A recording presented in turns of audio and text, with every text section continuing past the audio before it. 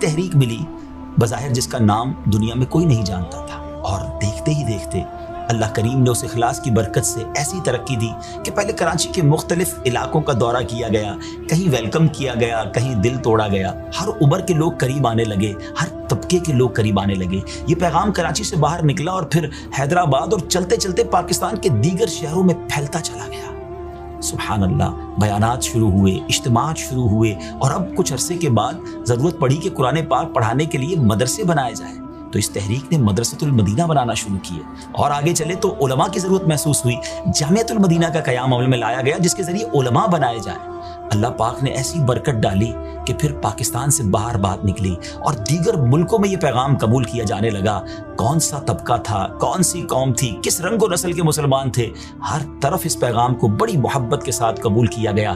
ہزاروں سے لاکھوں تک بات پہنچی اور اب تو کروڑوں تک یہ پیغام پہنچ چکا ہے۔ دنیا کا کون سا کونا ہے کہ اس تحریک کی بات نہ سنی جاتی ہو اور اس پر عمل نہ کیا جاتا ہو۔ ایسی ایسی داستانیں سامنے آنے لگی کہ وہ لوگ جو اپنے ماں باپ کی بات نہیں سنتے تھے، اس تحریک کی برکت سے عمل کرنا شروع کر دیتے ہیں۔ وہ جو مسجد میں جانا پسند معاذ اللہ نہیں کرتے تھے، ایک وقت کی نماز نہیں پڑھتے تھے، اب وہ مسجد کے امام بن گئے۔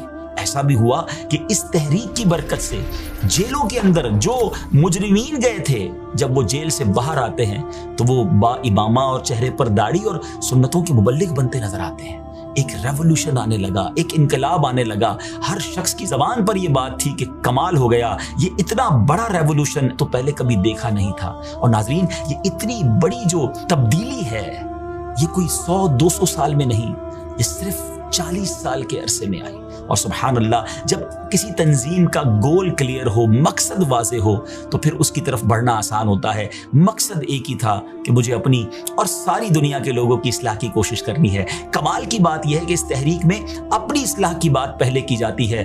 سیلف اکاؤنٹیبلٹی کا ایک شاندار نظام بنایا گیا، یعنی خود احتسابی کا، نیک اعمال کے ذریعے اپنے اعمال چیک کریں۔ اچھا، یہ بھی بتاتا چلوں، یہ اتنا بڑا کام صرف مردوں میں نہیں بلکہ خواتین میں بھی لاکھوں لاکھ کی تعداد میں ہونے لگ گیا، اور دنیا کے کونے کونے میں جن کو ہم اسلامی بہنیں کہتے ہیں وہ بھی اس ماحول کے قریب آتی چلی گئی۔ پھر اس زبردست تحریک نے اپنا چینل شروع کیا، اور سیٹلائٹ چینل صرف اردو زبان میں نہیں، آگے جا کے انگلش زبان میں، پھر اس کے بعد بنگلہ زبان میں، اور اب دنیا کی 15 زبانوں میں ڈبنگ کی جا رہی ہے۔ ان کی کتابوں کا عالم یہ ہے کہ تقریباً 37 زبانوں میں ٹرانسلیشن کی جانے لگی، اور اس اسٹرکچر کو بنانے کے لیے ایک خوبصورت نظام ترتیب دیا گیا۔ مرکزی مجلس شورا بنائی گئی، شہروں پر کابینائیں بنائی گئیں، ایک ایسا خوبصورت اسٹرکچر بنا دیا گیا کہ جس کے ذریعے کام ایک نظام کے تحت انشاءاللہ صبح قیامت تک جاری رہے گا۔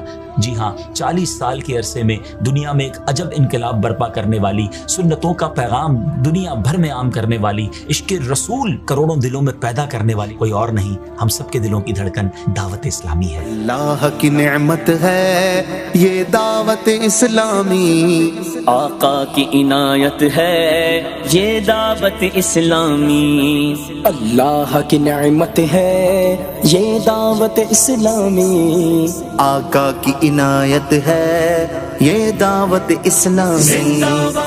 جس چینل کی ابتدا کی یہ وہی چینل ہے جو آج کروڑوں لاکھوں عاشقان رسول کے دلوں کی ٹھنڈک بنا ہوا ہے۔ میری مراد مدنی چینل ہے۔ 2 سپٹمبر پھر آ رہا ہے، اور اب دعوت اسلامی کو 40 سال مکمل ہونے کو ہیں۔ سبحان اللہ، ہم اللہ کا جتنا شکر ادا کریں وہ کم ہے، جس نے اتنا پیارا ماحول ہمیں عطا کیا کہ جس کے قریب جائیں تو اللہ کی محبت دل میں بڑھتی ہے، رسول پاک علیہ الصلوۃ والسلام کا عشق بڑھتا ہے، صحابہ اور اہل بیت کی سچی غلامی کی یوں سمجھیے کہ خیرات ملتی ہے۔ اور پھر سبحان اللہ، کیسا خوبصورت پیکج ہے۔ مردوں کے لیے الگ ایک خوبصورت نظام ہے، اجتماع میں، مدنی قافلوں میں اور جامعۃ المدینہ میں شرکت کر کے ہم اپنی تربیت کر سکتے ہیں۔ خواتین کے لیے اسلامی بہنوں کے الگ اجتماعات ہیں، ان کے لیے مدرسے ہیں، ان کے لیے جامعات ہیں، ان کے لیے ماشاءاللہ پورا ایک نیٹ ورک موجود ہے۔ گھر میں بچے ہیں، بچوں کے مدرسے موجود ہیں۔ مدنی چینل پر بڑوں کے لیے بھی مدنی چینل ہے، کڈز مدنی چینل بھی موجود ہے۔